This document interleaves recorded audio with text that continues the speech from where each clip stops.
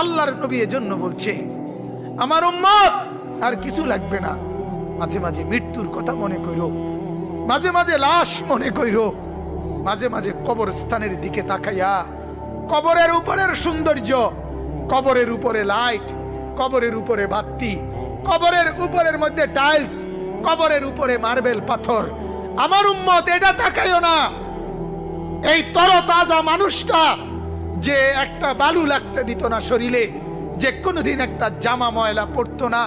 যে লেফ আর কম্বল ছাড়া ঘুমাইতো না, যে সোফা ছাড়া বসতো না, যে 3 বেলা খানা খাইতো, 2 বেলা নাস্তা করত, যে কত মানুষের সাথে হাঁটতো ফিরতো, ওই জলজ্জান্ত মানুষটা ওই মাটির মধ্যে কবরের ভেতরে আলোহীন বাতাসহীন,